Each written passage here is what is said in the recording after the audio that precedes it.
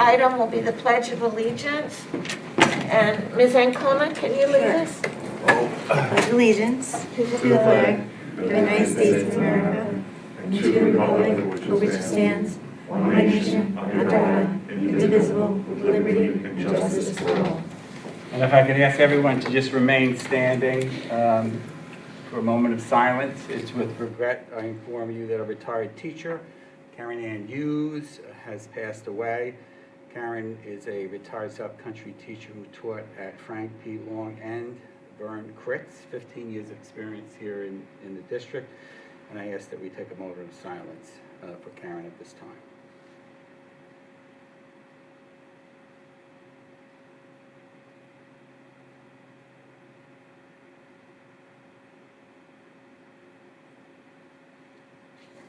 Thank you. Thank you, and Please we keep. thank Ms. Hughes for her service to our district and the children that are entrusted to us.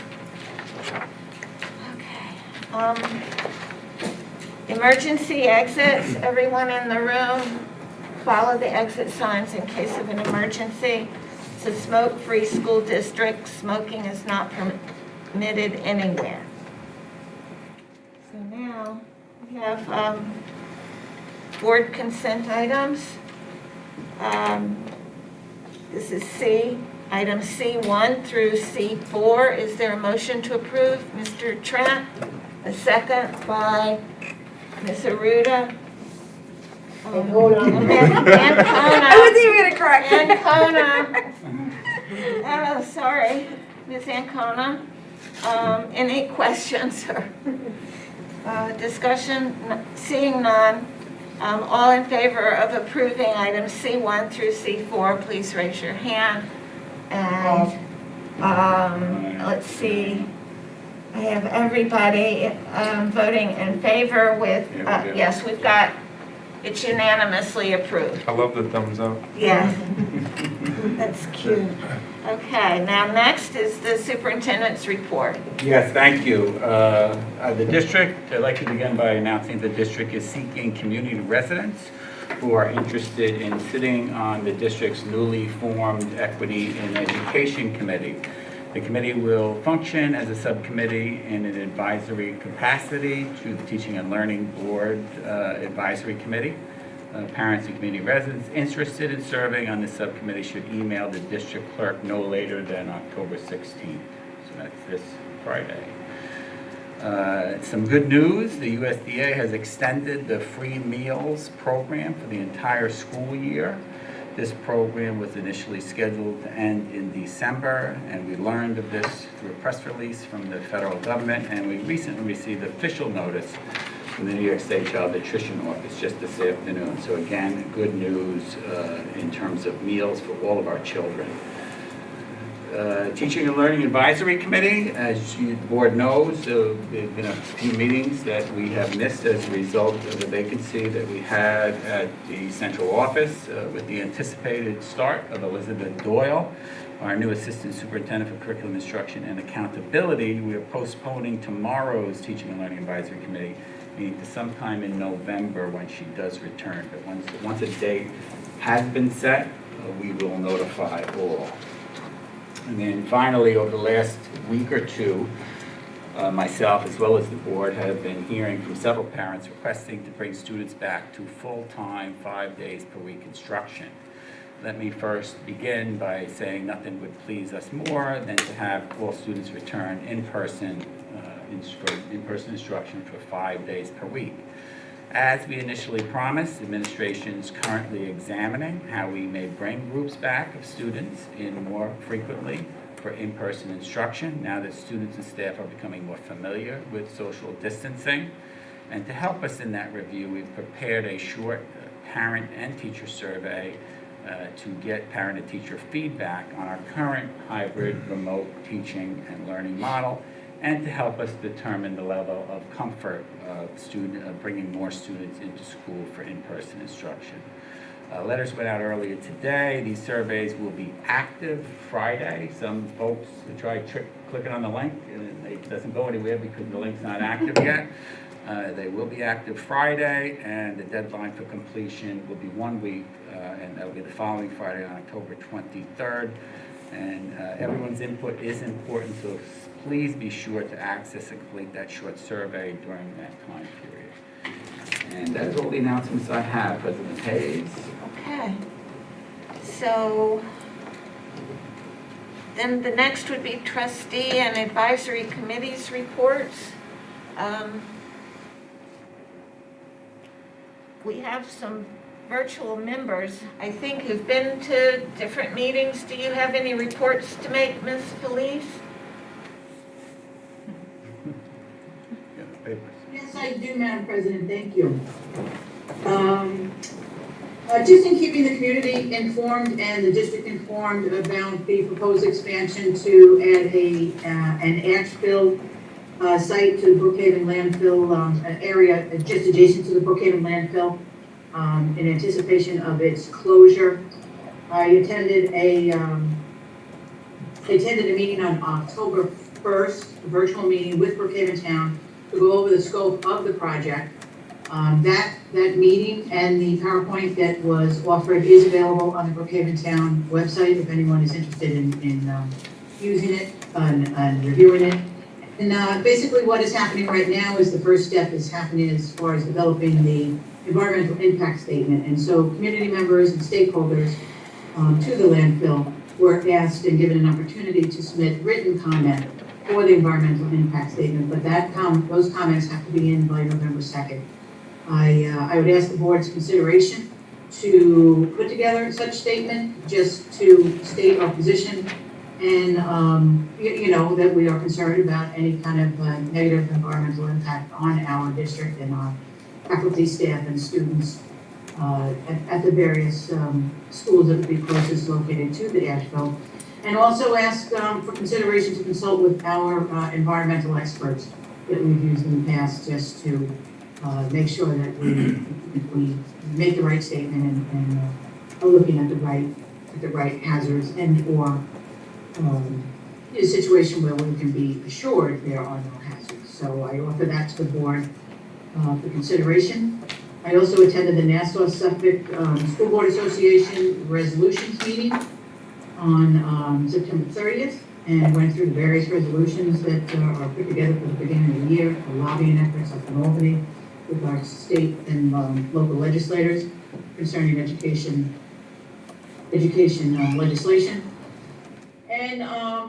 And then also I attended a meeting of the NAACP on October 6th, and they too are focused on the environmental impact, the environmental injustice, as it's being referred to for the landfill because of its location in a primarily lower income area.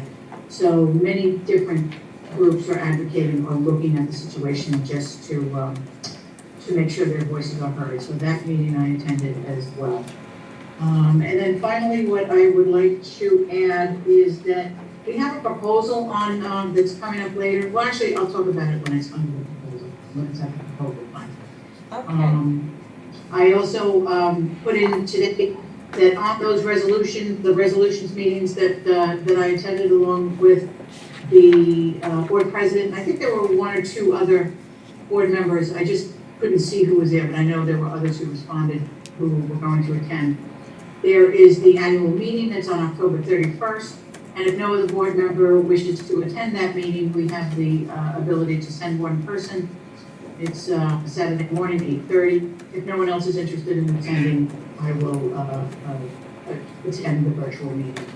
So I would like to hold that, the virtual meeting attendance, along with the letter to the town, to the section where we have items for discussion, and we'll add that as an additional issue, as opposed to doing it right now.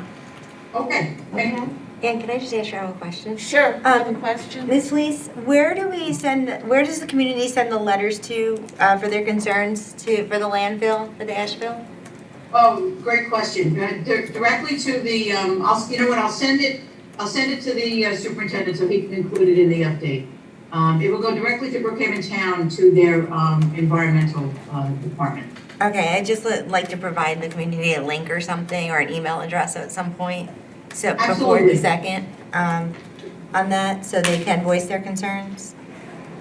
Thank you. Well, maybe that's something that in the letter that we're going to put together, if we put together for the environmental impact statement, perhaps we consider a notification to the district too, should they want to submit their opinions.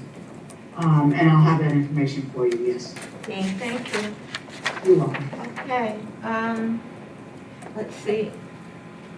Miss Aruda. You're there virtually, do you Like Gianni said, unfortunately, we have not had a teaching and learning community meeting. I am looking forward to meeting in November so that we can have our discussions and cooperation and collaboration when it comes to the teaching and learning environment here in South Country. So I'm looking forward to that. Nothing else. Okay, thank you.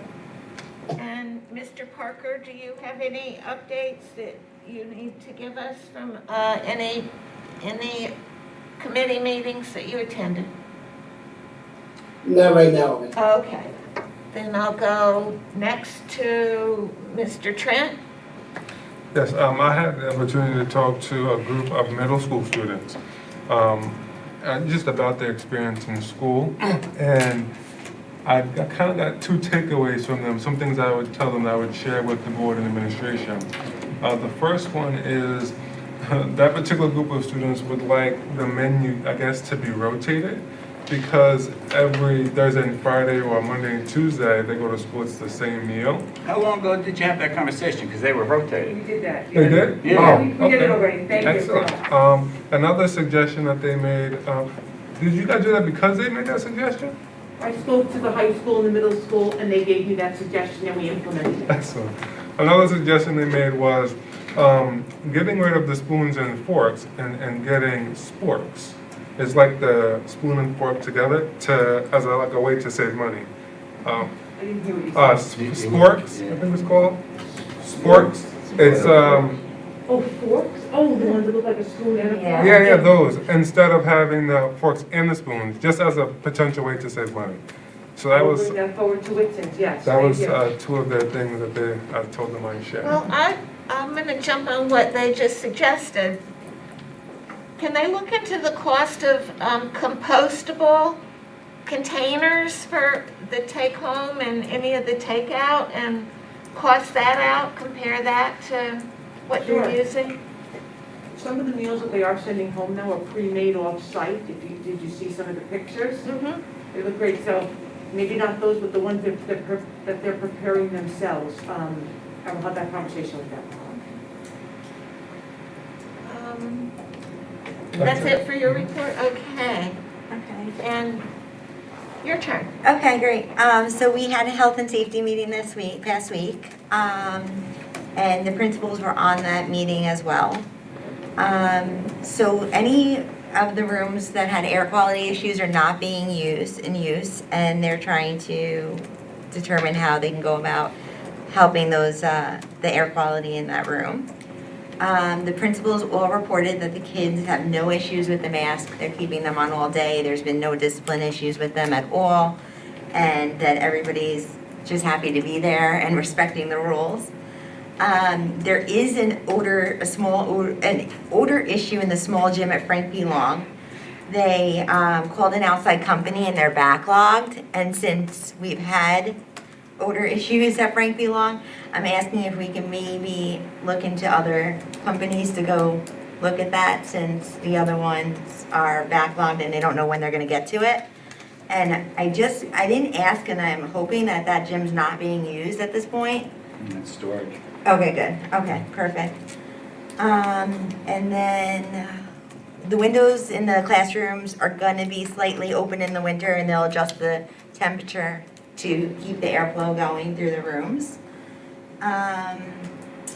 Another thing was that at the time of the meeting, the COVID case at the high school is not showing up on the school report card. I did check this afternoon and it is there. It's showing October 13th, which is like a week later than that. But I know that Mr. Briggs said that you were looking into why it was delayed on that report, because some of them were showing like right away. Were you able to get an answer on that? Yeah, so there's several you know, that's not our site, that's the state site. Right. And there are several folks and organizations inputting into the site. Once we put it in, we put it in the day it happened. Right. On that Friday. And other districts are experiencing the same thing. Also being put in are reports of healthcare providers that are given the test, whether the rapid ones or the others. And we don't know where it goes from once the data is in. But it's a state issue. Sometimes I guess they're not as backlogged as others, and they're able to vet those things forward and be able to put them on quicker. But we don't have any control over it, unfortunately. Okay, thank you. And that was it. Thank you. Okay, And I just have- Mr. Trent? I just have two more questions about Dr. Gianni's report. The deadline for the people who are interested in joining the equity committee, is it possible that could be extended a couple days or so? Because I wanted to reach out to some people to see if they were interested in joining.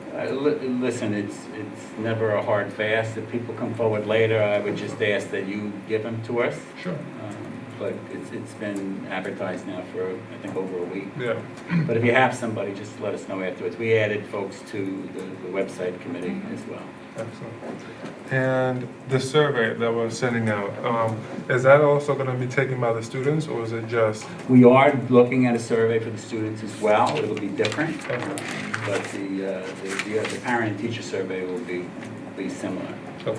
That actually, I'm sorry, that just reminded me of something. Mr. Hogan did say on the secondary level that they were going to put out a survey to the students to check in for their mental health, because they are noticing that they're quiet, they're not really socializing, just to check in and see where they're at. And if the survey pops up anything, then they'll be contacted by guidance counselors and social workers. So that was important too, because my son experiences the same vibe from the students. He said they weren't really talking before the bell, and he's like, it's like they forgot how to socialize. So it's a little eerie, and they all said every school is very quiet right now. It's a little too eerie. So I was happy to see that. And then just to piggyback on the committees, I just wanted to make sure, so we received an email, and Christine's addressing it with the times of that the committees are meeting, but I just wanted to bring it to knowledge that it's really inconvenient for working parents that want to be on these committees to meet during the day. And I would like to see them in the evening, or as 5 o'clock and up, just to make sure that everybody is involved, because when you're signing up for these committees, including myself, you're expecting to be able to be a part of it. So I definitely think that does need to be addressed, that during the day, we're not all teachers, we're not all stay-at-home moms, and it's important for everybody to have, all the stakeholders to have input. Yeah, that's something that the committee will discuss when they first meet. Generally, we start those meetings later in the day the first time, and then the committees decide what's the best time for them to meet. And I certainly understand the working folks, but also to get our own folks involved too. They want to get home to their families. So that's why we leave it to the committees to make those decisions. Generally, our meeting, at least our advisory meetings, are meeting like 5:30 by request. Yeah, But the did they website also committee. decide whether to do it virtually or in person? Oh, no, I think it is virtual, the website committee, isn't it?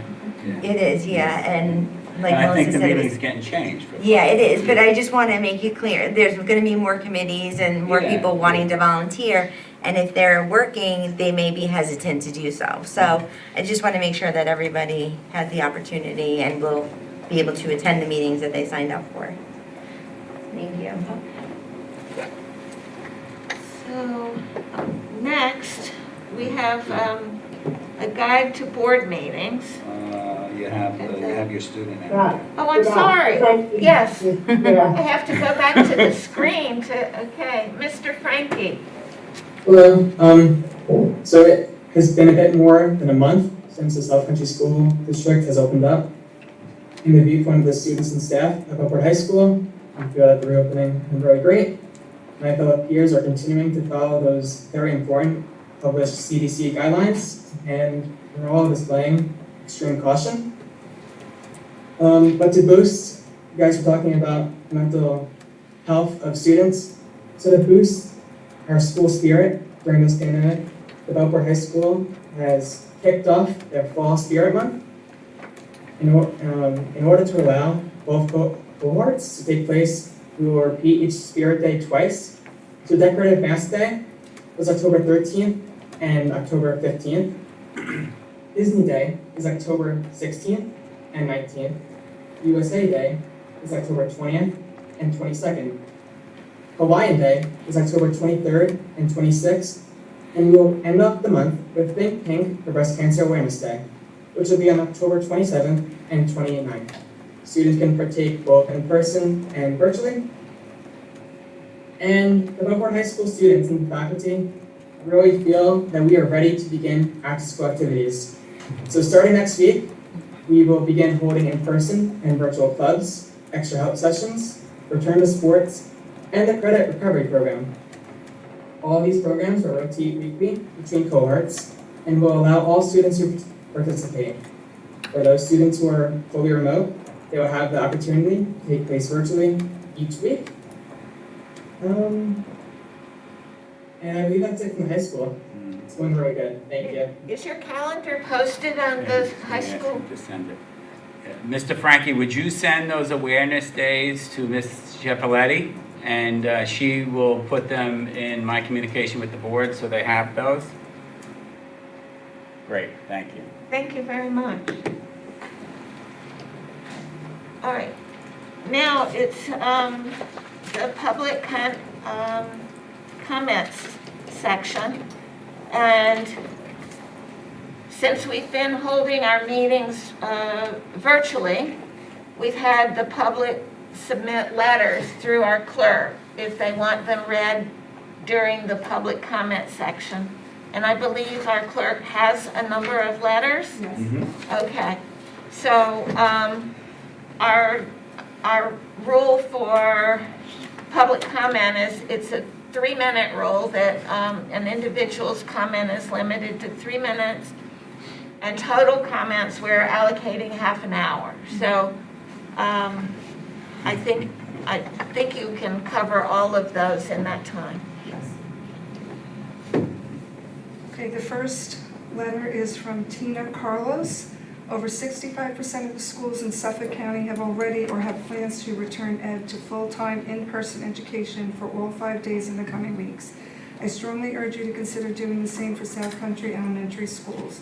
My son, Primo Carlos, is in 3rd grade in Kramer Street. He loves going to school on Mondays and Tuesdays. From Wednesdays through Fridays, he goes to the Boys and Girls Club for remote learning help since both my husband and I work full-time and are unable to teach him. The Boys and Girls Club do a much better job than my husband or I could, but they aren't half as good as Primo's teacher at Kramer. I've had to invest in a tutor to make sure Primo stays on track.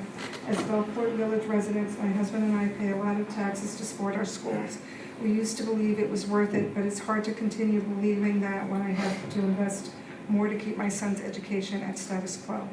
More importantly, my son's emotional and social health has also been very stressed this year.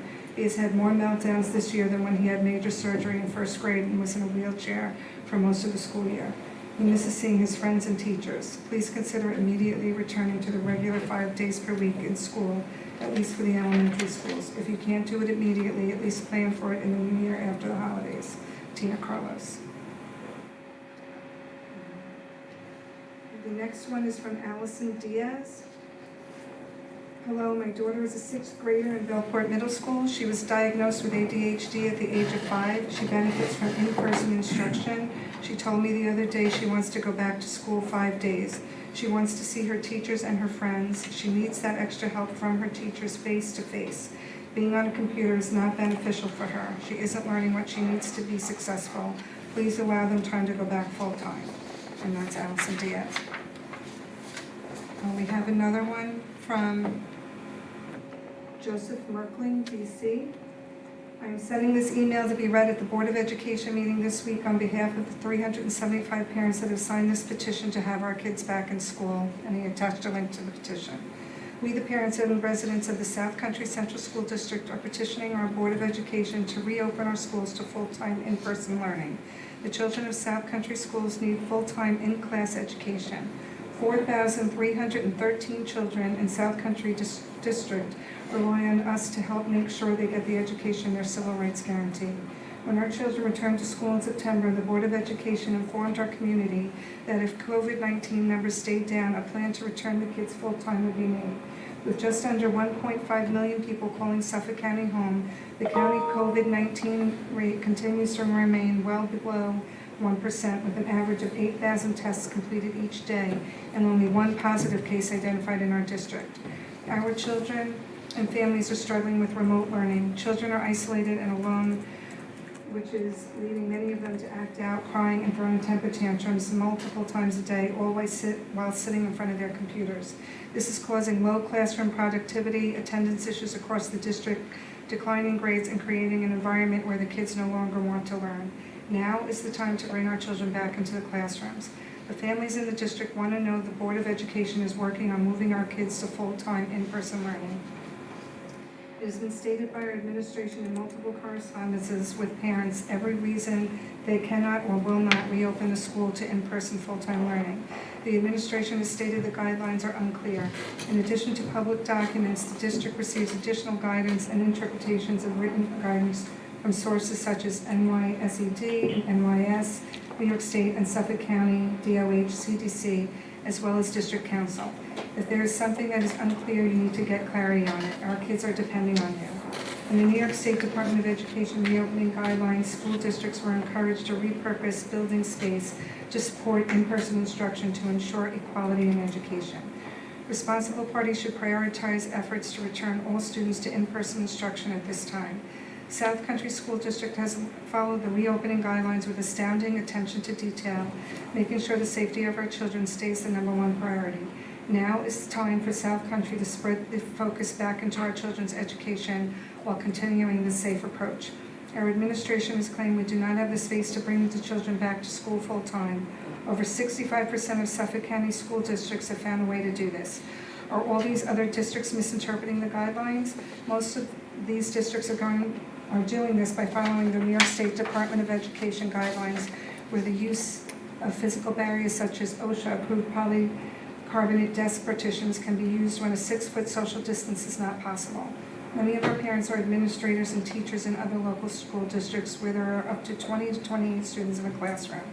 Dr. Gianni has stated in correspondence with parents, all districts are unique when it comes to students in 5 days a week.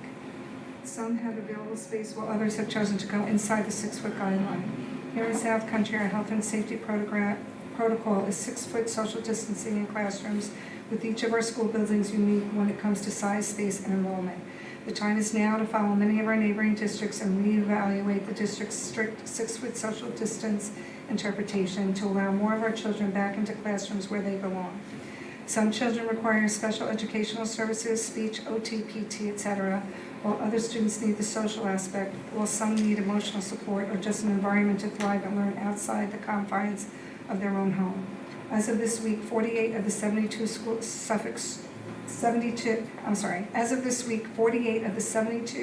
Suffolk districts will be full-time in-person or have plans to be full-time in the coming weeks, and this number rises each day. The families of South Country want our school board of education to know that with the ongoing precautions and other accommodations, our children can and need to be in the class 5 days a week. We, the parents and residents of the South Country Central School District, are petitioning our Board of Education to reopen our school to full-time in-person learning. It's signed sincerely, 375 petitioners attached to this document. The next one is from Sandra Cullen. Good afternoon. My name is Sandra Cullen. I am writing today to voice my concerns regarding the present situation of in-person learning and the pandemic. I have been a resident of the South Country community for over 30 years now, and my oldest son graduated in 2008 from this district. I am a single mom now to 2 younger children, both adopted from China. They are in 5th and 6th grades. My 5th grader was just adopted from China only 4 years ago from an orphanage when he was almost 7 years old. He came to me having absolutely no English and started in Vern Kritz in 1st grade, an EML program, only 3 weeks after arriving in the United States. He has done amazingly well so far, thanks to the wonderful teachers in Vern Kritz and now Frank Belong. I took an oath in China to give him the best life I could, as well as the education that he so deserves. He is currently still in the ENL program and is expected to test out within the next year. My daughter just started the middle school and loves going on the 2 days she can in person, but remote learning has been very challenging at home with the distractions, etc. I work full-time as a registered nurse in an emergency department in one of our local hospitals, and I have a full-time nanny with the children to help guide them with the work when I am not there. I am asking the Board of Education, as well as you, Dr. Gianni, to start working immediately for a plan to 5 days in-person school again to help ensure that our children do not fall further behind than they already are. I feel that my son, as an ENL student, is totally being left behind, as well as all of the children who may not have the extra support at home. I am seeing more and more districts opening up, and our children should be the first priority. As the taxpayers and parents of this community, we cannot take no for an answer. We need to find a way to do it. I do know that a lot of parents are willing to make sacrifices to help make it happen. Please make our children your first priority right now. Thank you for your time, and that's Sandra Cohen. The next one is from Tanya Repper. Hello, I would like this to be submitted below to the school board. My daughter texted me today from school. She's only there 2 days a week, and she said, "Mom, I just hate it. We will never know what this is truly doing to our kids." So I decided to write this. Our kids are suffering mentally and physically from COVID. A letter to my kids. As a parent, our job is to teach you about respect, right and wrong, honesty, work hard, and building trust. We're supposed to share our lessons learned so you don't make the same mistakes. We're supposed to provide you with direction and guidance, all while we are still navigating this life ourselves. We're supposed to protect you and keep you safe. These last 6 months, we have had to duck every curveball that has been thrown at us and navigate our way through the most unsettling time in our recent history. On 9/11/2001, our country was attacked by terrorists, and on that day and the days that followed, we were united on the simple premise of being American. We were all Americans on that day and the days that followed, and every year on that day, we would say we will never forget. We pause, we remember, but sadly, we don't forget. Here we are now, 19 years later, and we are anything but Americans or united. Sadly, we are more separated than ever before. We are now acronyms or just plain angry, divided humans. COVID has sadly taken away lives, but in reality, it has taken so much more. COVID has taken away life as we knew it, and I don't mean wearing a stupid mask. This virus turned us against each other. Common sense is out the window. We have stopped fighting for the common good, and most importantly, we have stopped fighting for our children. Our children, who are the least affected physically by this disease, will be the most affected mentally for years and decades to come. They have witnessed evil and hate, which is far worse. They have lost out on opportunities and memories. How do I tell them to choose love when we don't see any? How do I tell them to be respectful when the media only encourages bullying? How do I tell them to fight for their rights when they have all been taken away? How do I tell them to find the truth when the truth is no longer visible? I pray for a morning when I wake up and I see all Americans standing together because our children are depending on it. After all, the true virus that is killing this country is sadly not COVID-19. It is much worse. It's the media and the politicians. I promise to keep fighting for you and with you because you deserve better. Again, that's Tanya Repper. The next one is from Elise Klein. Good afternoon, Ms. Flynn and Mr. Gianni. I am one of many parents who has been sharing a petition on social media to advocate for our children to get them back to 5 days full-time in-person school. It is known that many other districts all over the island are formulating and implementing plans for students K through 5 to return to full-time 5-day in-person school. Right now, the hybrid model that our district has in place is a disaster and is not working. I'm a parent who has had to put her business on hold to school my 3 elementary children, kindergarten, 3rd, and 5th grade. Our days are filled with no live teaching on virtual remote days, busy work, no new learning, constant regressions in my children's social and emotional development, regression in their math, writing, and reading skills, temper tantrums, constant loss of focus and attention, and living in a constant state of stress. This is not healthy for my children or for myself. My job as a parent is to support my children's learning, to help them when they get home from school with reinforcing strong study habits, as well as tutoring when they need extra help, but not to teach them all of their work when all of the resources are not given to us. These children belong in school in person with their classmates and their teachers. Their teachers want to teach but are given little to no resources or time to teach 3 separate cohorts. Our district is falling behind other districts with technology and where the students need to be educationally. It is an embarrassment to know that my children are at such a disadvantage because of their school district's administration for not being better prepared, for not informing parents, teachers, staff, and for the lack of any type of plan to move forward. The world is opening back up. Our children can go to restaurants. Our children are in stores. They can play intramural and travel sports, but they can't go to school. The guidelines of social distancing is that if you cannot be 6 feet apart, then you must wear a mask. Our children are 6 feet apart and wear a mask all day, and you are teaching them they must eat alone, play alone, sit alone, learn alone, do everything alone. How do you think it is affecting their emotional state? Lessen the social distancing and do what needs to be done to get these kids in school 5 days a week. If this can't be done, then you have to have live virtual lessons where the teachers actually teach the subjects and the children participate virtually as if they were in the classroom. This model of sign in for a 15-minute Google Meet and then do busy work all day is not cutting it. No child will excel, no child will learn. With the way things are going, the teachers do not have enough time to get to know their students, learn how to better help them, see how each child learns, see where each child struggles. The whole idea of school is that children learn, grow, and thrive. This is not happening. For the benefit of the students, teachers, the parents, and your district's reputation, it would be very useful to get these students back to school or have a plan that offers a full day of school with live sessions, because this 1 hour here and 1 hour there of busy work and Google Meets does not seem to meet New York standards of education requirements. Thank you for your time and consideration. Regards, Elise Klein. That's all I have. Okay. Thank you. Thank you. Thanks. I think normally we go into the next session of our agenda, which is F, items for discussion and action. Yeah, so I would suggest that I take item 2 first, Good idea. having first heard.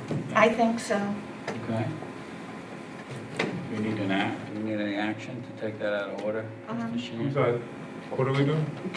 The second item, I want to take item 2 first because it speaks to, Oh, some of the Public commentary. comments and, some of the things, I think there's some factual issues that I think you might want to address also. okay? No, Okay. you don't need an action, you're not changing yours. Okay, thank you. So our first item for discussion is our reopening plan. As I indicated earlier, over the last 2 weeks, we have heard from several parents with the request to bring students back full-time. This evening's public commentary is evidence of that. And I do want the community to know that nothing would please us, and I include the board with that, us more in terms of bringing students back for full-time, 5 days instruction a week. One of the major obstacles in bringing students back is the 6-foot social distancing guideline. And it is true that New York State guidance permits reducing the 6-foot guideline when a barrier is used. However, that's not the protocol that we have improved in our current reopening plan. I do also want to mention that all districts and individual schools are unique when it comes to available space. Some have available space while others have chosen to go inside that 6-foot guideline to have more students at school. Here in South Country, we're no different.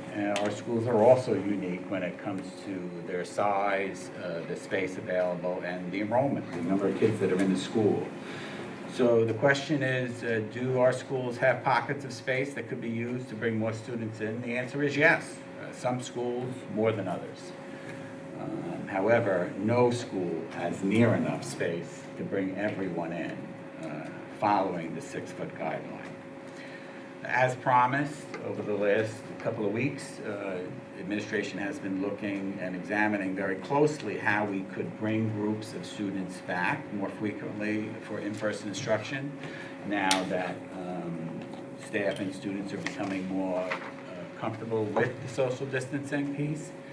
To help us in that review, we've preparing a short survey that's going to go out to parents and teachers to get their feedback, both of our hybrid remote learning model, as well as help us to determine our parents and our teachers' level of comfort bringing more students into school for in-person instruction. That survey, as I think I mentioned earlier, is going to be activated this Friday, the 16th, and it will remain active for 1 week, and it will close on Friday, the 23rd. Letters went out earlier today. When the link is active on Friday, we will send another email out to both remind folks and also provide them a link that's live, so you can just click on it and go right to the survey. So it's administration's plan to use the data from the survey to help develop a plan to phase in the return of students to school for full-time instruction, 5 days a week, as some of our parents are requesting. And my plan is to have that plan for the board's consideration at our next meeting, which is October 28th.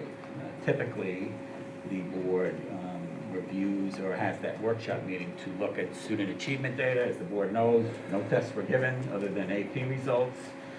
We will share those AP results at that meeting, and then my hope is to use the rest of the meeting to take a look at what administration develops with regard to a phase-in that's based on the data that we received from the surveys. Will the survey include asking students how they observed their experience so far? So that's the student survey. We can do that. I haven't seen that survey yet, so I'm not sure if it does, but we can certainly include that because it hasn't gone out yet. But you know, it will ask questions about how the hybrid remote model is going, and also we'll try to ascertain families and teachers' level of comfort bringing kids back in different scenarios, right? Whether we go into other space or whether we go inside the 6 feet and provide these barriers, which most districts are doing right now. I mean, the one letter, I think it was Mr. Merkling's letter, was pretty accurate. I mean, both accurate in what I've shared with folks that have written to me, and accurate with what most districts are doing right now. They're going inside the 6 feet and providing student barriers. Mr. Piccini? I guess what my biggest concern at this point now is we now have another 2 weeks to wait because of the survey, when we weren't really addressing this a lot sooner. Because we all heard from the parents who submitted letters. I experienced it myself with 2 elementary age children. What we're doing now isn't working. And it's nobody's fault, right? It's not teachers' fault, it's administration's fault. It's the pandemic's fault. But if we're gonna say that we're providing a proper education, I don't believe that we are, okay? Perfect example is drive down, South Country Road in Bellport Village today. Streets at noon are packed with kids. They're not learning, they're not in school, they need to be in school. I talk to a lot of parents, and if you talk to anybody elementary age kids, they'll talk to you about tantrums, frustration. My kids are done, pretty early in the day, and now it's like, all right, what are we gonna do now? Kids are bored, there's too much screen time, they're on video games, they're on social media, older kids are out and about doing whatever. The worst thing kids can have is lack of structure. I think we all know that, and not every home is going to be able to provide that, and school does. And the fact that we're not in school more than 2 days a week, I think is having a major impact, and it's one we're going to pay for many years for mediating educational challenges, I believe. We heard from a parent with 2 ENL students. I mean, those kids, it's a shame what's happening there. So for us to sit here and wait for the results of a survey, I'm a little frustrated that it's another 2 weeks, and then it'll be another 2 weeks before the board gets together to put a plan together. I mean, we're gonna lose another month at a critical time. And I think our kids are getting shortchanged right now, and that's unfortunate.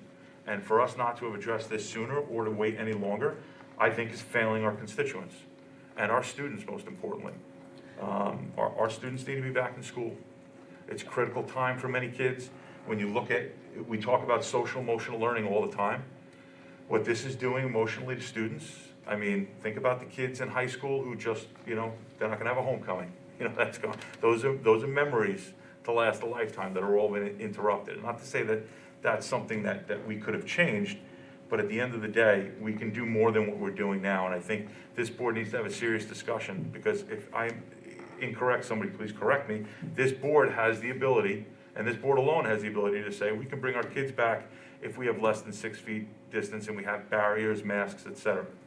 So is that accurate? Is that all kids?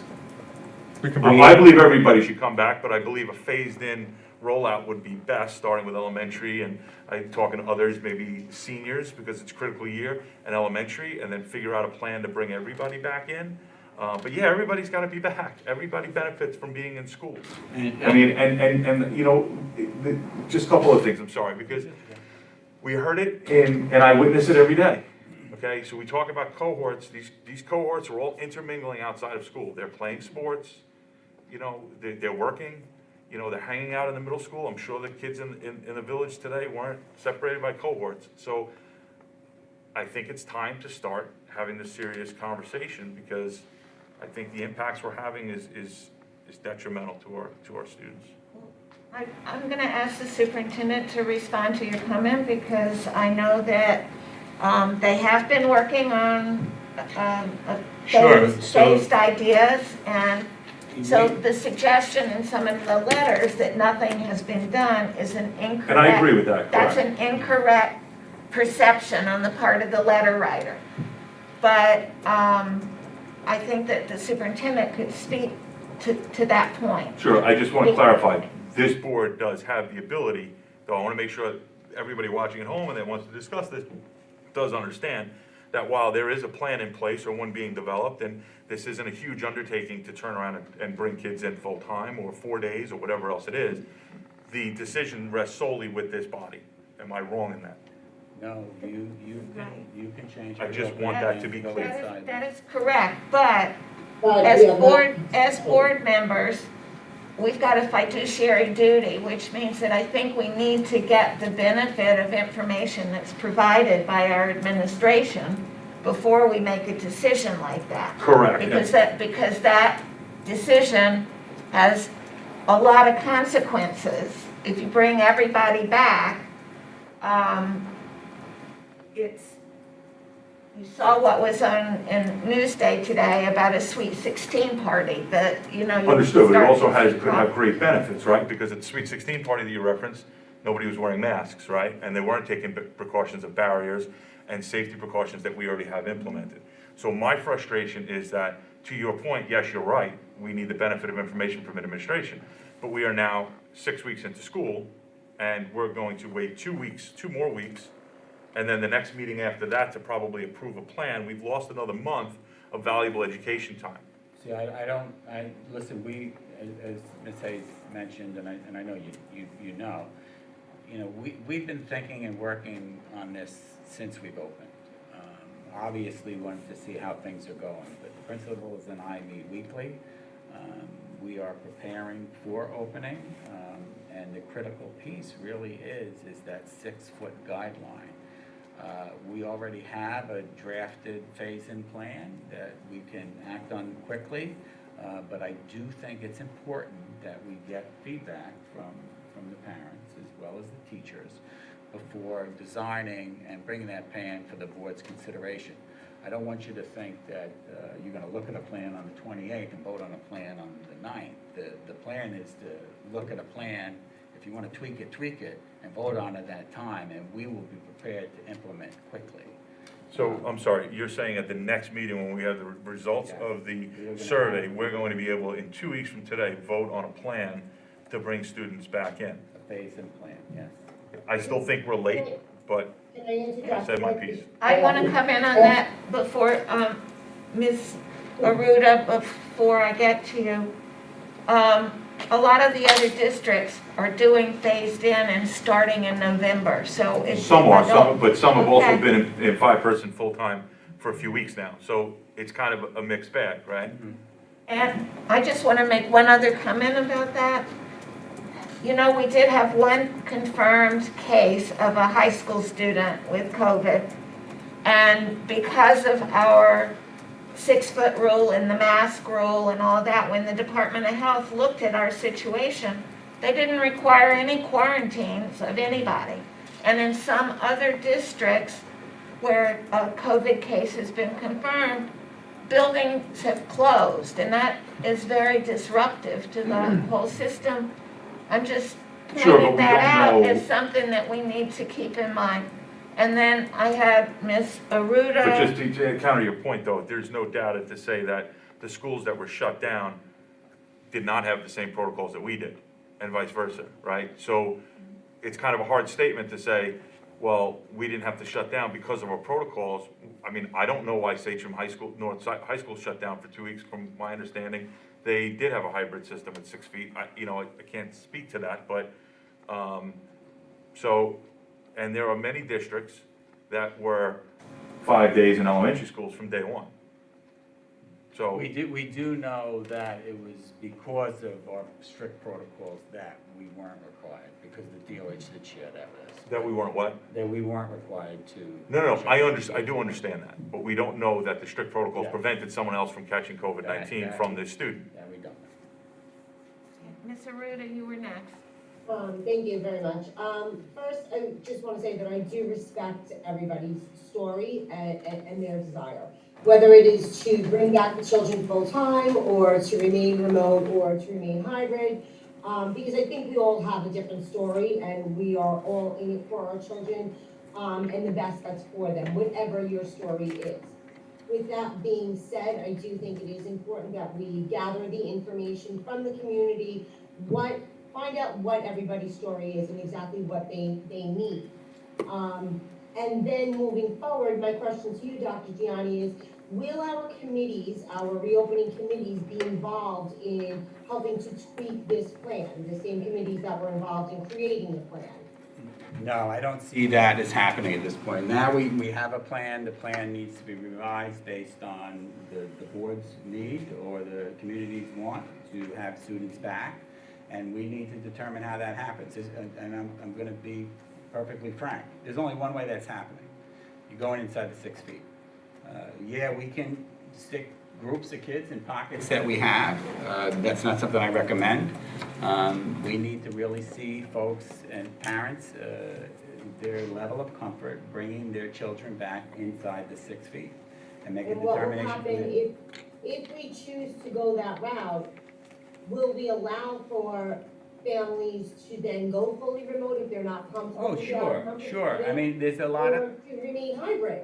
there's a lot of, no, I don't see it as a continued hybrid. I mean, it's something we could obviously talk about, but I think that would be nothing but disruptive to the teacher in the classroom with so many folks. I mean, if we were to go full-time in school, I do see it as a phase-in. I probably see some remote children, more children going remote, something that we will have to look at and address how we are going to deal with that. And I also think that we may have to fix that, that time out, right? So right now, we're allowing families to move their kids in and out of the classroom. Okay, if we phase kids into full-time, we may want to say, hey, listen, you need a hard date for that. And not just come in and out as you choose. So those are the things that we have to look at and discuss further. And we keep referring to we, right now, we don't have an active assistant superintendent of curriculum and instruction. So who will the we be, to clarify that? Well, when administration develops the plan will be coming from myself, cabinet, the principals, and the directors, okay? That plan will come forward to the board for the board's consideration.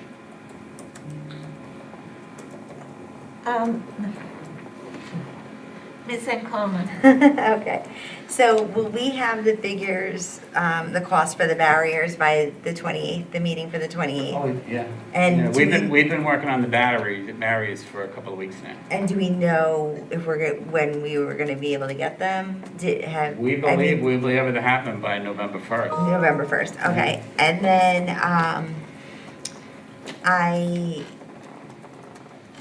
I don't understand how we would deal with the busing with the social distancing.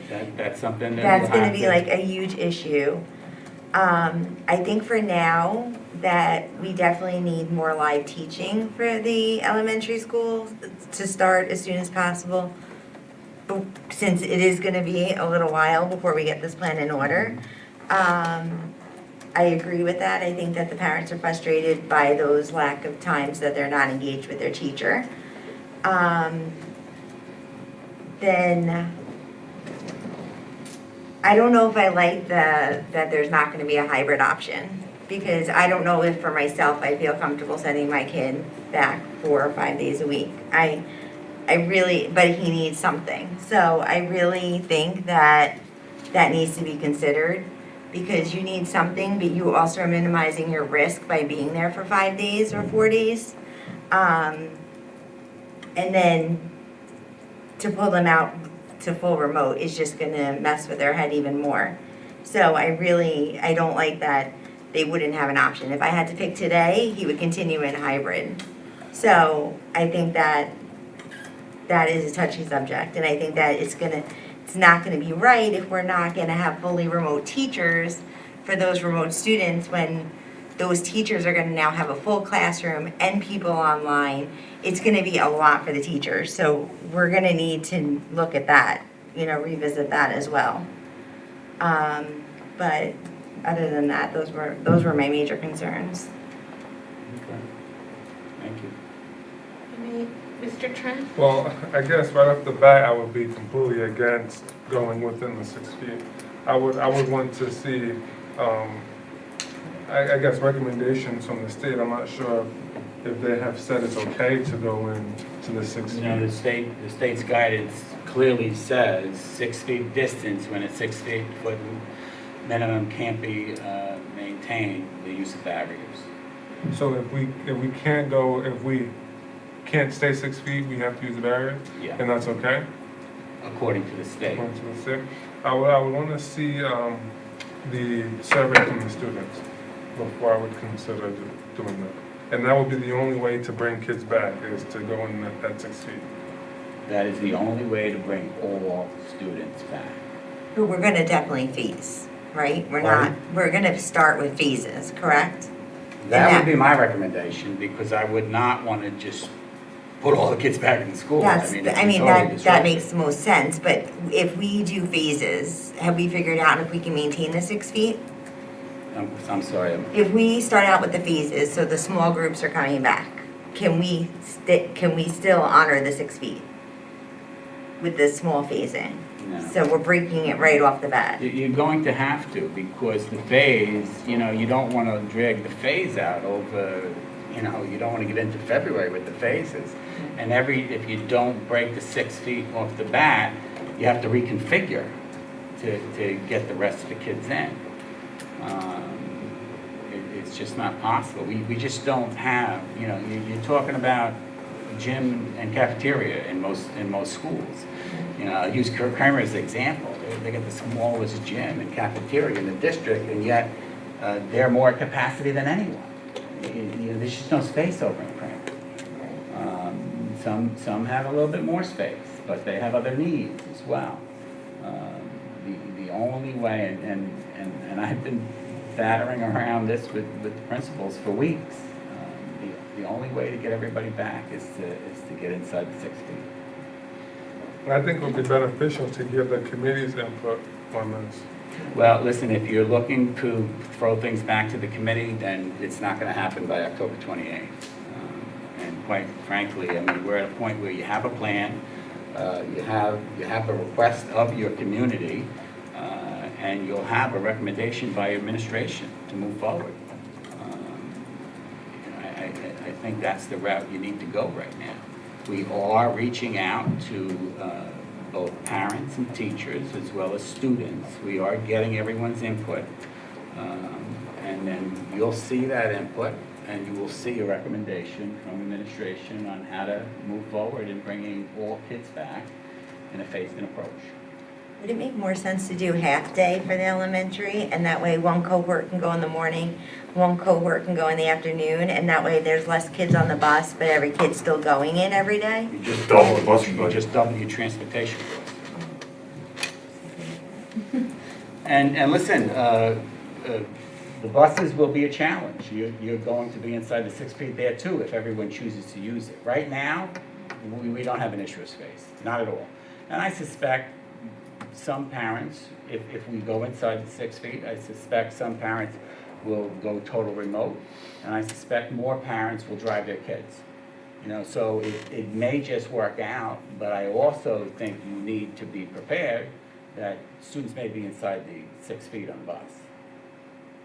Now, before we opened up in September, you'd done a tally to determine percentages of parents that were choosing remote only. How, do you have a sense of what percentage we're at right now in terms of people putting in? We have it, I don't have it with me Okay, now. I'm And sorry. I think that it's probably a little greater than we had when we opened up, because many more families did go out. We also had some people come back to hybrid.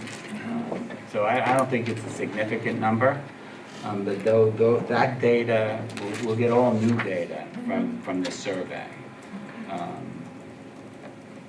And I think we'll be able to make some educated decisions with regard to it. It'll help us with, do you want to go inside the remote, inside the 6 feet? And what do you want your phase-in to look like? I agree with Mr. Pacini. I think we gotta focus on the little guys and gals first, and the seniors. And then I think I would go with the transition grades, the 6 and 9, and then finish it off with everyone else. And the students that English is a second language? They'll all be included, so if you try to mix and match, it's really either groups or grade levels. Okay. Otherwise, it'll get you just too confusing. And I think you can do it over weeks, like 1 week's this, next week's this, the following week's this. I don't know if week is going to be able to determine if we have more cases. I think we should do what the state does. It should be every 2 weeks. This is all dependent upon what the metric is and if there's any executive orders out there. Right. And we may not be able to do it at all, but we can have an aggressive plan in place to bring kids back inside that 6 feet. God forbid something happens, sure, we're all going remote. Right. But that doesn't mean we don't put the aggressive plan in place to get kids back. Because remember, kids, faculty, staff are already adjusted to social distancing. So you bring more kids in, so there'll be another adjustment. You're not bringing the whole schools in, except for maybe the primaries, and then you bring the rest of the kids in. Is it going to be clear on that survey that, let's just say it says a question, are you prepared to put your kids back in school full time? Are they going to know, number one, that they're going to have to commit to this, and number two, that the hybrid's going to be discontinued? Because that's important. If whatever we're going to decide, I want to make sure all the parents know when they're filling out that survey. But Because- also the conditions too, the within 6 feet. Right, that's No, going to be no. on there, he said that, but I'm saying Yeah, that. I wasn't considering the continuation of the hybrid, but we can certainly make sure we have a question in there with regard to that. I'm sorry, was it me? The survey results, you said the survey closes on 10/23, correct? How soon after that will the board have the results? How long does it take to compile everything? Is it? Well, Quick, is it? I mean, we get the raw data immediately, Mhm. right? But to take a look at it, I mean, I can get it to you early. I mean, I don't have to wait till Wednesday, but I don't want to say I'm going to have it to you Monday. No, and that's why I'd like to, completely understand it, because I just want to make sure that we're ready with information to make a comprehensive decision on the 28th. Because like I said, we're late to the game compared to neighboring districts who have already plans to bring kids back in early November. So, some are now, some are like Smithtown, my wife's had, 20 kids in her class, this is her second week. So, with 3 feet of distance. So, I just want to make sure that we're very diligent in making sure we don't extend this timeline to analyze this data and this board to make a decision, whether it requires a special meeting or something else outside of that workshop on the 28th.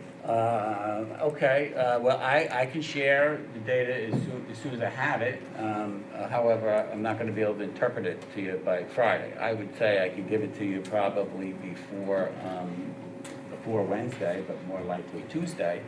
And if the need be, we can schedule another meeting after the 28th. And that's kind of where, If where you're I'm kinda going, is that if we uncomfortable, have to have yeah. another meeting shortly thereafter, because I just don't want to go from the 28th to the middle of November, and, here we are, and we lost another 2 weeks. I want to walk away with the 28th, from the 28th, with direction from the board to move forward with something. Okay. And my plan is to have all our ducks in a row to be able to do that. Thank you. Okay. Any other questions with regard to that? Okay, so I do also have the reopening plan on the website, and I would like the board to act on it. There are no real significant changes, so what I did was I added the attendance protocols in there simply to make it clear to parents. They had one place to look. And I added the already approved return to athletics on there. But I would like the board to formally accept it so I can put it up on the website as it's written. I had a question about that. Okay. Because in this, we had approved the training aspect of athletics at our last meeting. And if we look at page 16 of the reopening plan, says phys ed and interscholastic athletics, and then what's added is C Appendix E. Below that, it talks about extracurricular activities, which be clubs and non-competitive activities. It also says see Appendix E. Because athletics is also considered extracurricular. It's Okay. outside the curriculum. But there's no specific appendix that applies to It's the clubs and all of that. No, right. It's referring to the appendix as it relates to athletics.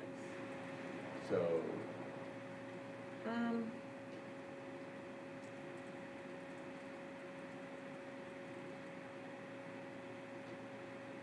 because the extracurricular activities, it's all being done virtually. And then they'll return to in-person format as soon as it's deemed safe to do so. yeah, so the board did act on the high school to bring them, to roll them out as well that evening. That document, which was really a memo from Right. Mr. Hogan, is not included in there, but I could certainly add that in. I just felt confused by Yeah. that when it's referring to athletics, and I did not read extracurricular activities to include anything athletic. Yeah, it does, but it also includes the clubs. Extracurricular is everything not in the classroom, so it's extra and it's after school. So that would include clubs, athletics, etc. Could we say that this section does not apply to any athletics because that's covered in the above paragraph and Appendix E? Well, you could, but extracurricular is athletics also, that's my point. So you would have to Can add I, the can I memo? clean it up? I don't think it has any significant impact on implementation. Can I clean it Okay, why up for don't- the next time? Yeah, you could do that, say see Appendix E Or that I- applies to any Okay. physical or athletic extracurricular activities. Okay, Thank you. you're welcome. What page was that? 16. It's also mentioned on page 25, and does that, 25. yeah. Hold on just a second.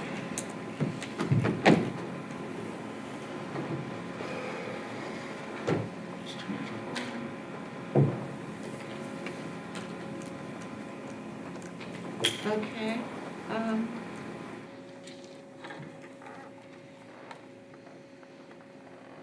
Okay, that might require the The same, gymnasium? yeah.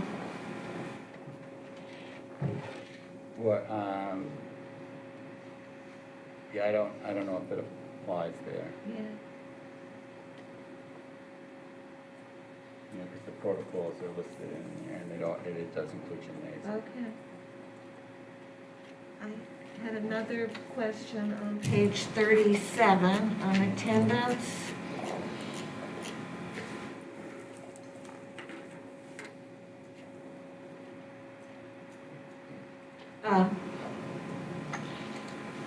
I'm going to go back to what I said at the last meeting. I just feel like this entire attendance taking system, I'm wondering why it can't be more automated.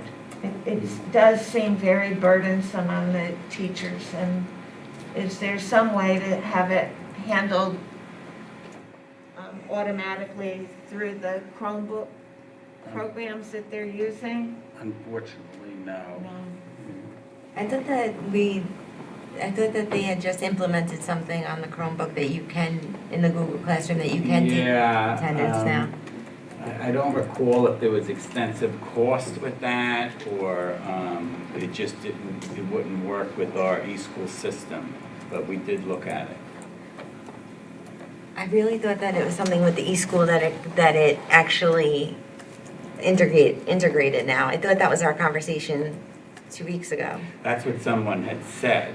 I don't. Yeah. It does, Melissa? According to my eSchool, yes, it pops up on my eSchool all the time. I don't use Google Classroom, but it does pop up that there is a correspondence between Google Classrooms and eSchool.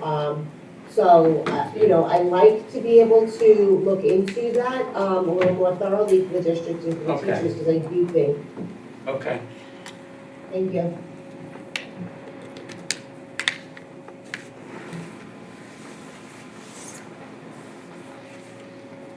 Any other items on that? If not, I'd like the board to act. Is there a motion to approve the revision to the reopening plan? Mr. Trent, and second by Ms. Ancona. Questions or comments? Seeing none, all in favor? Let's see,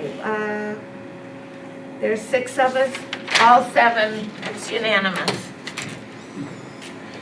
Okay, so I'm going to move on to the first item that was listed on the board's items for discussion, and that is the board priorities for the 2020-21 school year. So using the board's priorities from 2019-20 school year as a starting point, I took input from the board had provided at our previous meeting, updating 2 priorities and creating a 6th. The added priority focuses on the 3 items the board previously agreed on: equity and education, technology and remote learning, and social emotional support for students and staff. In addition, we received feedback from President Hayes, who received feedback from a trustee, which has also been included in these draft priorities for the board's consideration. I offer them for your discussion and hopefully approval. Mr. I just Trent? want to say something first. My personal feeling about our priorities is that we only talk about them when we're making them or voting on them.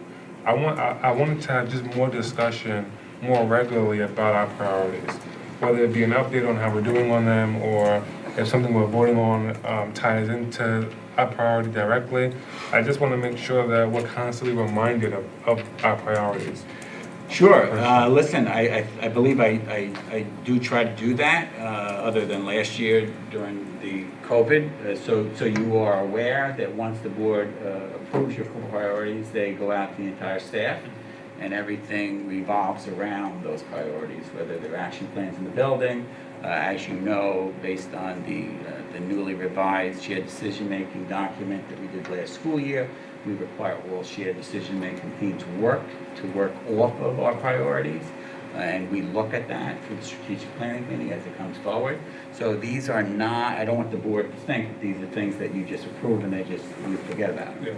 They guide everything that we do in this district, and generally, on a normal year, I report to you throughout the year and at the end of the year on how we did with each of those priorities. But point taken, hopefully we will get some normalcy, and we will have some normal reports with regard to how we are doing. Have any other questions or comments about the priorities as written now? Ms. Aruda? Thank you. For board priority number 4, thank you for adding some of the information. Just a little tweak that, I'd like to see added in that last sentence. Make appropriate support in workshops available to parents, to assist them in supporting their children's, and if we could possibly add accountability and success with remote learning. I just think it's equally important that we not only educate and support our parents, but also assist them and their children in being accountable for their remote learning. I think you've got the Yeah. old version, Yeah. because that's in the one that we're Oh. looking at now in bold. Oh, okay, it's not, yes, okay, I see it there now, thank you, I didn't realize that you had, I thought we were discussing it tonight, but I didn't realize that you had also added that, thank you. I would just like to see, so with the Health and Safety Committee, there's on point 3, it says the social emotional support for students and staff. I think that also should be part of the Health and Safety Committee to make sure that the children and the staff's well-being is being taken into consideration. I know we've been concentrating on the COVID operations, but I think health and safety does have some responsibility in that. So that should just go within the paragraph that's talking about the different subcommittees that. Right, that we yeah, have. I'm sorry, yeah. So we just add, can we add health and safety there? HS Yes, to yes, 3? please. Yes, Thank you. absolutely. Any other questions or comments about the board priorities? Okay. Seeing none, is there a motion to approve the board priorities as will be addressed, adding HS in that paragraph? Is there a motion? Ms. Ancona, Mr. Trent second. Questions, discussions? Seeing none, all in favor? Let's see. Everybody there. I think I've got Yeah. everybody. Yeah. Ms. yeah. Aruda, I Yeah, can't. she's got a hand You up. got a hand up? Yeah. Okay, thank you. It's unanimously approved. Okay, our next item for discussion is the school bus stop arm camera program, which is a Suffolk County initiative. The county school bus stop arm camera program is a voluntary program, and it's designed to enhance safety in and around school bus stops. In the program, a camera device is installed on school bus stop arms to track vehicles who pass the bus when it is stopped to load or unload. As I understand it, violators will then be ticketed by the county for illegally passing a stopped school bus. The program is at no cost to the district, and a county representative is available to come in to present to the board if need be. I offer this for the board's discussion. Let me just comment for the new board members. This came up last year before the pandemic, and I believe before Ms. Felice and Ms. Ancona were installed on the board. And at the time, the board didn't have a particular interest in doing it because we didn't see that it was going to improve safety for the children. I think when this came up last week, or at our last meeting, central office was going to check to see if there'd been any change in terms of violators since we had discussed this a year or so ago. And my understanding is that, I believe Ms. Costa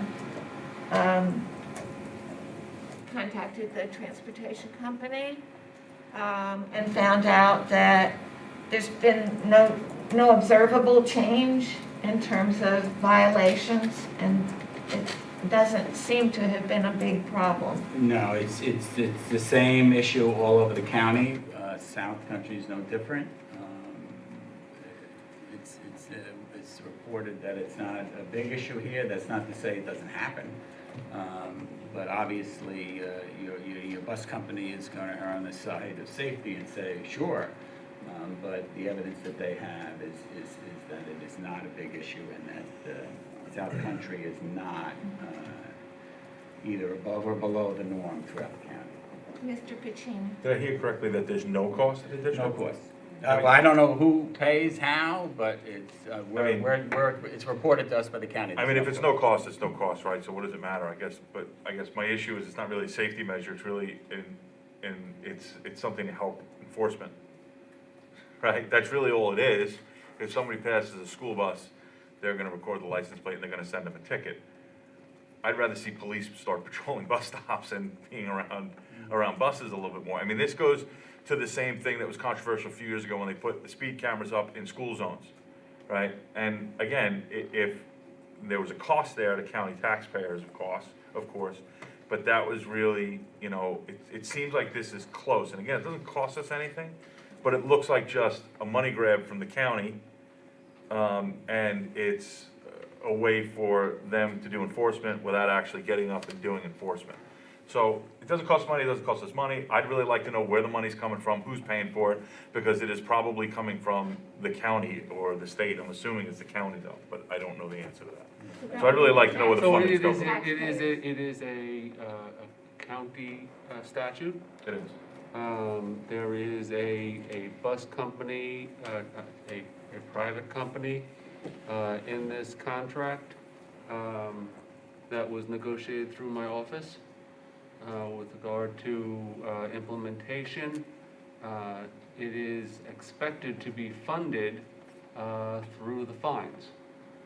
So you have the fines, that the enforcement and the fines goes to pay the contractors. The contractor contracts with the county, places the cameras on your bus. You're not involved with any of the capturing of the data or the handling of the data. That is directly through the camera to the county office. And you are indemnified and held harmless by both the bus company and the county with regard to costs. So I used to live in Atlantic Point before I moved, and the amount of people who ran the stop sign buses was insane. And you could be at one bus stop and see 5 people do it. That's how bad it was in there. So maybe because it's not a major road, they didn't feel like there was going to be a cop around the corner or something, but I know that it continues to be a problem in that development specifically, and I'm going to assume Lavani B is the same way.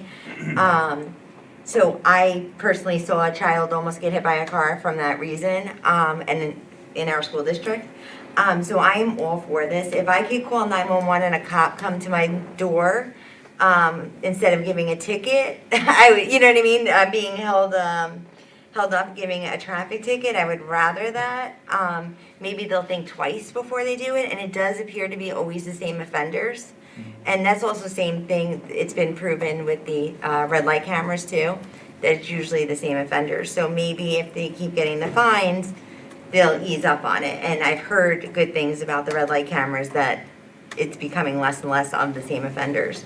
So I am all for this because it's a child safety, and if it's not going to cost us anything, however it's funded, I'm sure it is funded through the fines like the red light cameras. But considering that I've physically seen a child get hit by a car, and I saw one almost get hit by a car, and it is an issue in our district, I think that I'd be for it, and I don't think they need to come talk to us. I would like to go ahead with it, but that's my experience with it. I agree with you saying that there's no reason to have them come. Because I think we've gone over it pretty thoroughly before. We've seen the draft contracts, and John can go through it again to make sure there's no cost and no liability on the part of the district. And then what that means is if there is any cost and it's being picked up by the county, it'll be, the taxpayers through their county taxes that would be having to bear the cost as opposed to the district. Okay, so I'll bring a resolution to the board. Oh, Cheryl? Yes, thank you. I'm sorry, Ms. Felice. That's okay. Just wanted to, thank the board for considering this resolution. There seems to be a renewed push on behalf of the legislature to have more school districts sign up. I think it's 2/3 that are already committed to ahead with the program in their districts in Suffolk County. And, if the board doesn't want to hear from the county and they want to go ahead, I'm okay with that. I at least, if we were going to reject it, I at least wanted to give the county the opportunity to explain more about it. The reason that I feel that way is because the renewed push to get all districts to jump on board is it's bipartisan support. And there was an op-ed that was put in South Shore Press on September 23rd by the presiding officer, Rob Clarko. Part of his district does cover South Country School District. And the sponsoring legislator is Tom Moratori, although he does not, he doesn't cover this district. He is the legislator who just passed away. And Legislator Rudy Sonneman, who covers the other half of our district, is also in support of the legislation. So I think, as Ms. Ancona stated, if it saves one life, I think it would be well worth it. Thank you. Okay, so, I think we could do a motion to, I don't have the resolution on for you to act on though. okay. So you want to bring that back to us at the next meeting? I'll bring it back November, because the next meeting's a Yeah. workshop meeting. Okay. We are gonna act on the auditor's findings, but then probably a plan. Right. So I don't wanna, Yeah, the plan, the reopening The plan, reopening it plan. has priority over everything, Sure. everything. yeah, Mr. Trent has his hand up. Yeah. I just wanted to be clear as to the money aspect of this program. Like Mr. Pacini said, who's paying for it, where's the money going? The money going after, the equipment is paid off, who's maintaining it? Just those logistical questions I'd like to be answered. Do you happen to know that through your work with the? So you don't own the equipment? The equipment is owned by the contractor that places it on your bus without your cost. So the contractor will come and install the cameras on the bus arm. They are responsible for that equipment. They're responsible for installation of that equipment, maintenance of that equipment, and the removal of that equipment should you cancel the contract. So with respect to the contractor, you are indemnified and held harmless with regard to anything they do concerning the installation, maintenance, or removal of that equipment. There is the processing of the fines is all through the county. You're not involved with that. You don't maintain any of the photo equipment. You don't receive any of the photos. And there's a catch-all. If there's anything that the bus contractor does not indemnify, the county, you'll seek reimbursement from the county for any other costs, and that's pursuant to the statute. So All now, right, can I just interrupt a minute while I think of it? I was looking at a copy of the Yes. opt-in agreement. Can you double check that indemnity is in there and that Sure. the county ultimately bears all the costs? I'm sorry, Mr. Trent. and the money after the equipment has been paid for, does that go to us, the bus company, the company? No, you don't pay for the equipment. The equipment is provided by you. Whatever fines are collected by the county and the payment of the county, that's between the county and the bus driver, the bus company, sorry. So that's between the contractor that installs the equipment. They take the pictures the pictures, the information is sent to the county processes the fines, the money that's generated from the fines, that's county money, they pay the company that installs the equipment. We don't get anything We from it. don't get the money. So what we get is what Ms. Ancona said, That's good. is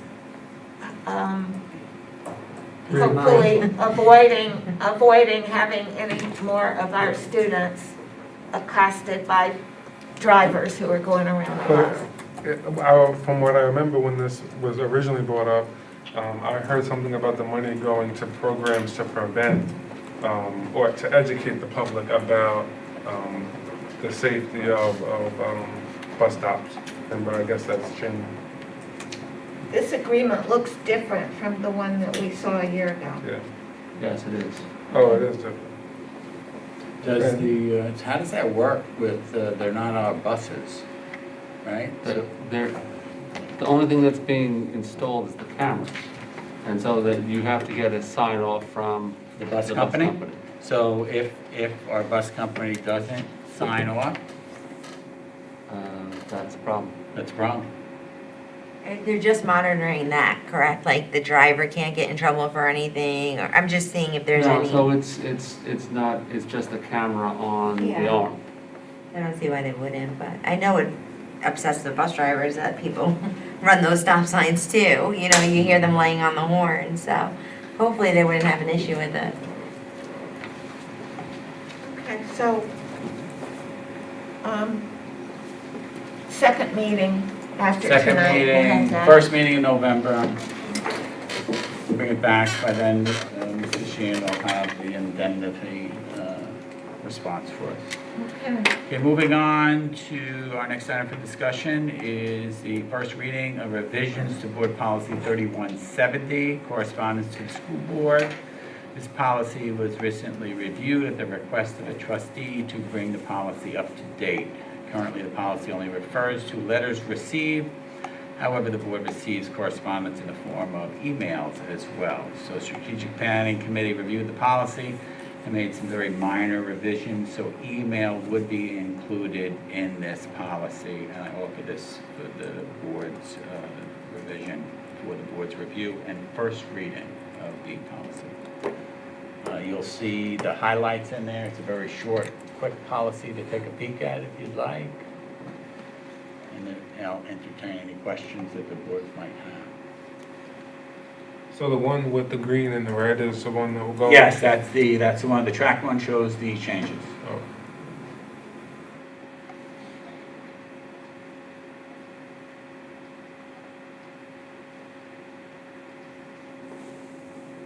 And this doesn't address when correspondence goes directly to a trustee? No, No.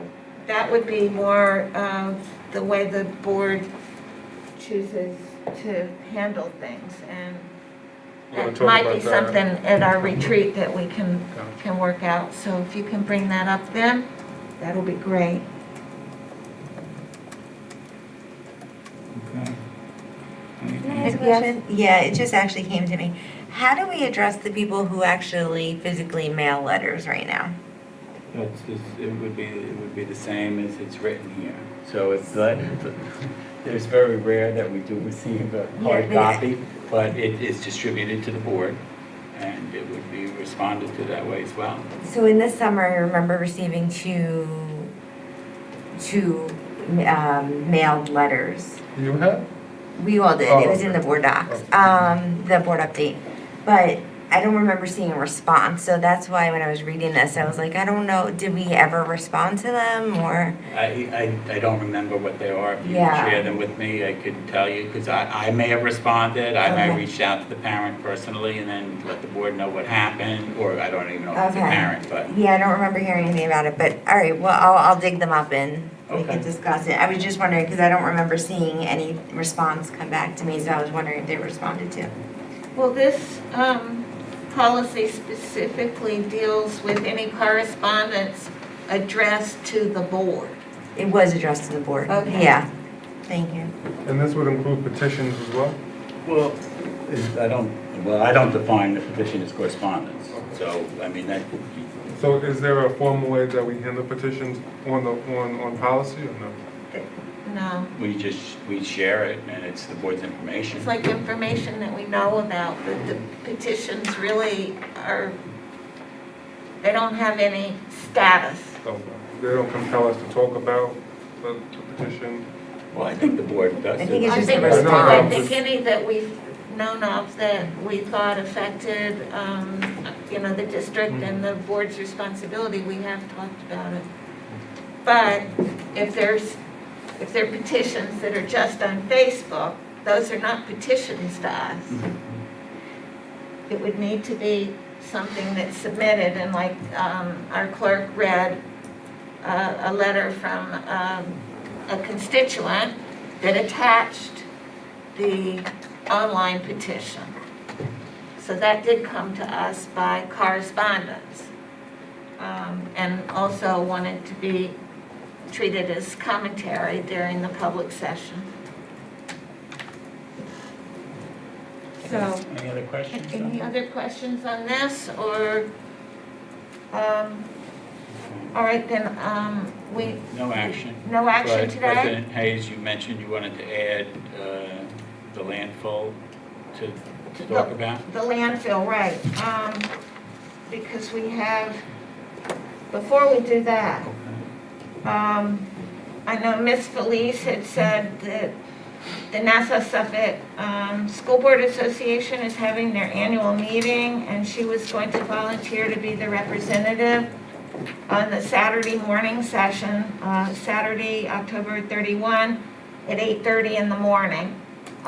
Mr. Pacini, were you going to be attending that? I don't think that's a Nassau Suffolk School Board Association meeting, that's a NISBA meeting, I think that's the conclusion of the annual convention. Oh, okay. So I New think. York and State. I could be wrong, but that was my understanding, that the meeting on Halloween is the NISBA conclusion. And if Okay. someone's registered for the convention, then they are registered for that event. I think that you're right about that. Is that your understanding, Ms. Felice? It's for the annual convention of the Yes, state? yes, it is. If I misspoke, saying. No, I think I just garbled it. Okay. So, I think that the only board member who was going to participate in that was Ms. Felice? Is that correct? Mr. That's correct. I Patini, understood I don't think anybody else is registered to do that, and our clerk Well, we is have to saying vote on it, no. right, because there's expense to it, so. Right, There's no expense for the annual meeting. We voted for the convention previously, voted for it previously. But wait, I still am, it's my understanding that the annual meeting Ms. Felice is discussing is part of the convention. it's held during the convention, but Is it a separate? according to what she's saying, there's no charge for it. But there's no cost to attend, you do not have to attend the convention to attend the annual Oh, meeting. yeah, sure. Right, up to the district. So I think what we're trying to get at, The clerk can confirm that. what I'm trying to get at is anybody on the board who would like to represent us at that annual meeting. And I know that, Mr. Pacini, you're on the executive executive committee of committee. the local one. Well, so it's the same, so yes, the Nassau Suffolk School Board and NISBA are two separate things. Right. So yes, the problem is it's Halloween, I got small kids. My intention is to go on for a few hours in the morning if it permits, but I think the meeting's like 8 in the morning till like 2 or 3 in the afternoon. It's a full day. It's 8 to 10:30, 8:30. I thought it was like past noon or something, maybe I'm Well, wrong, but, we're only talking about the meeting, No, no, I not the understand. entire session. yeah, no, I understand. So, there's a high probability that I'll be in that meeting. Okay, so we need to decide between the two of you who's going to represent our board.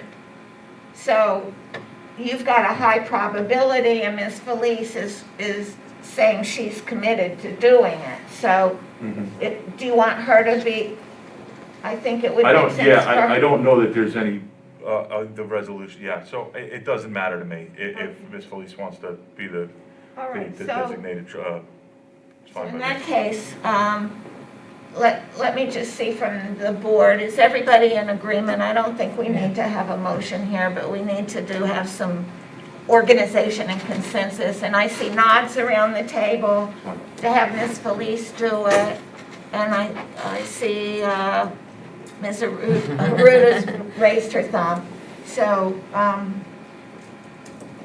Ms. Felice, thank you for getting up early on Saturday morning and covering that meeting for us.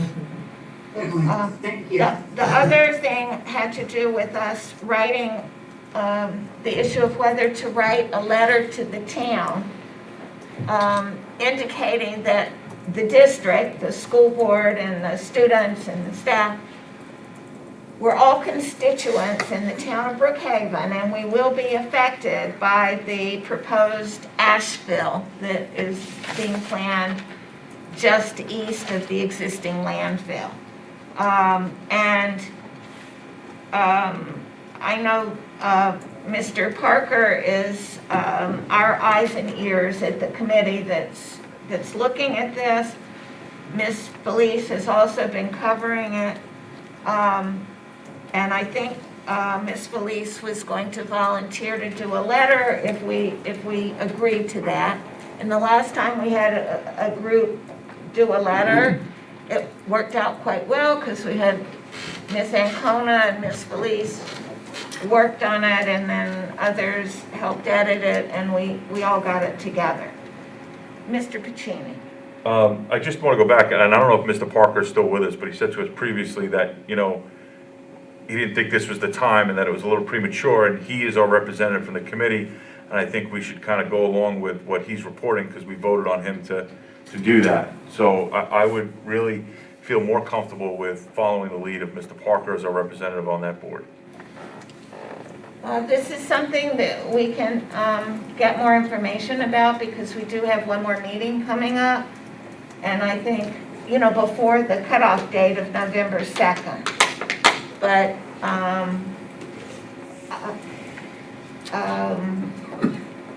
anyway, why don't we do this? For those who are interested in doing a draft, go ahead and do the draft. It doesn't mean that we're agreeing tonight to send it, but we'll at least have a draft to consider in the event that Mr. Parker's information would indicate we should go ahead and send it. Does that make sense to everybody? Absolutely. I see one nod. Yep. A nod. Okay with you, Mr. Pacini? That's fine. And, okay, I can't tell about Ms. Aruda, but, yep, she says okay. So, Ms. Felice, do you want to take a stab at doing a draft, and you can pick someone else to would like to work work with you? Mr. Trent said he would be helpful, and I think maybe Mr. Frankie, is your Yes, Mr. hand up Frankie. that you'd like to help write the letter too? I think I've seen it. I think I've seen it there. I think that you're So, is that a yes you would like to do? Because you're on mute, tell me. Yeah, sure. I'll do that. Okay, okay. So you've got your team together to do the draft, and it'll come to the board along with Mr. Parker's report at our next meeting, and that'll give time to send it in if we decide to do it. Okay. I think that was... Okay, it's my turn again. Yes. Okay. Moving on to curriculum items, administration recommends approval of curriculum items reflected in schedules G1 and G2. Okay, is there a motion to approve curriculum items in G1 and G2? Ms. Ancona and Mr. Trent second. Questions or discussion here? Seeing none, all in favor of approval? It's, You're all set. let's see, it's Mr. Parker everybody, disappeared. but Mr. Parker seems not present for the vote now. All right. Okay, and moving on to personnel, administration recommends approval of personnel changes reflected in schedules H1 through H8. We did. Is there a motion to approve items H1 through H8? Okay, Ms. Ancona, and I need a second. Mr. Trent, questions or discussion? Seeing none, all in favor of approving items H1 through H8? Okay, that's unanimous, except that Mr. Parker's not present for the vote. And moving on to business items, administration recommends approval of business items reflected in schedules I-1 through I-14. Is there a motion to approve items I-1 through I-14? And that was Mr. Trent, and a second by Ms. Felice. Questions or discussion? Seeing none, all in favor? That's unanimously approved with Mr. Parker absent. And that is all I have, President. That is it, and I don't think we have any more public commentary on non-agenda items. But I think, Mr. Trent, I'm going to call on you as closing remarks, but I think you have some items you want to let us know about. Yeah, I would like to thank Donors Choose for various classroom donations at Frank P. Long. I would also like to thank Suffolk County Solid and Water Conservation District for their generous donation. And I would also like to thank Interlogic Solutions for their donation of 3 temp devices. All generous donations, and the district definitely appreciates them. Thank you for extending our thanks on behalf of the board. Any closing remarks? I'll start at the table with Mr. Pacini. Yes, I do, sorry. Yeah, just briefly, at the beginning of the meeting, I know we had a moment of silence for Karen Hughes, who was at Frank P. Long and Brookhaven. And I wanted to share a little quick story about her, because she was a wonderful person. And I really didn't know her personally. I knew her to say hello. Would see her in church and in school. My kids were in crits. I know her sister, Kathy Leone, much better. And Miss Leone was a teacher at Brookhaven for many, many years. And what I remembered about the two of them was their love for the children they taught far after they retired. Or Mrs. Hughes, she retired, I think, only 3 or 4 years ago. So while she was still teaching, but Miss Leone, they would, I know Miss Hughes finished her career as a second grade teacher, and I don't know what Miss Leone taught, but they would go to local churches on Communion Day, and they would just watch their students and everybody just process into the church. If you know Mary Immaculate, they go from the little church to the big church. And every year, they would be standing there on the grass watching these second graders process from one church to the other, just because they loved these kids that they had an impact on. And I think that kind of lends to the special people they were and the life they chose to be educators and be around students. So I think it's little stories like that about people that are very touching, that need to be talked about, especially at a sad time like this when she's being remembered. So my personal condolences. I know we all share our condolences with Miss Hughes' family, especially my friend Kathy Leone. So I hope they're doing well today as could be. So thank you. Thank you. Any more comments? I would just like to make a comment because next month is Thanksgiving, and I just know that the stores are still scarce with like items in, with the pantry items because of COVID. And if you could donate anything to our local pantries, it would be really, important, even if you could pick up 1 extra box because they're really low right now. And I know it's hard to get for ourselves, but we have to think of everybody at this time. And I know next month Thanksgiving, and hopefully our schools are still going to be doing our food drives. But I just wanted to point out how important it is around this time.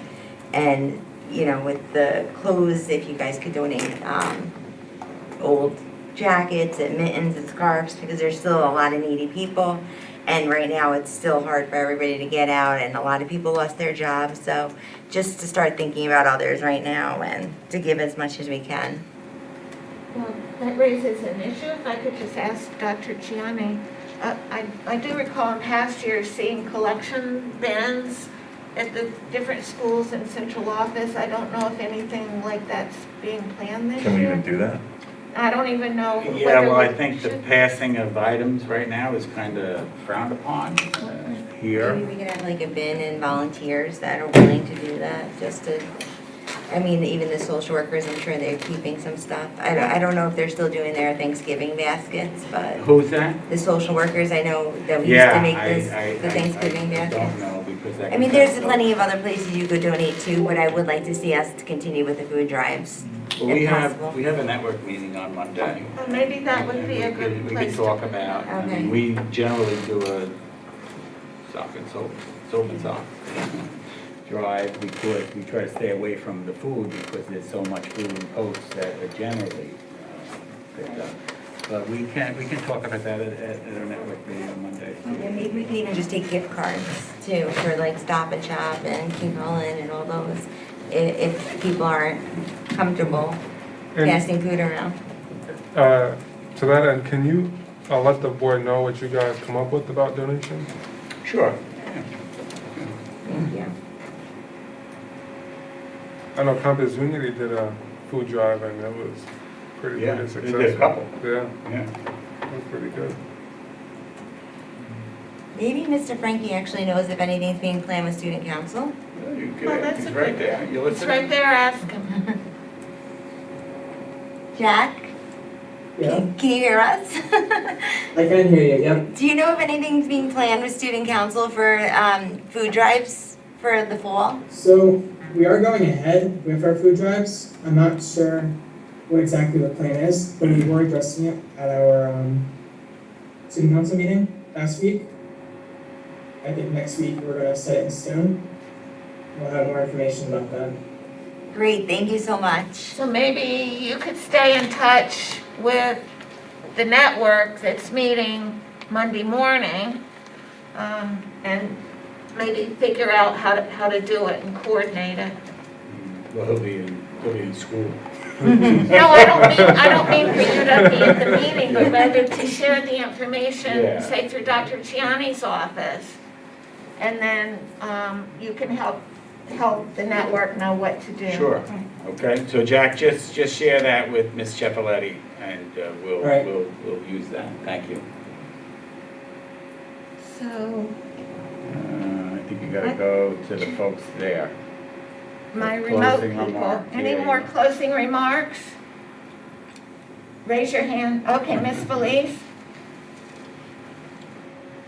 Yes, I just want to inform the board and the superintendent that I was able to forward the slide presentation, which includes the entire scope of the landfill project, to you, along with the contact information for the ESI, the EIS, the environmental impact statement.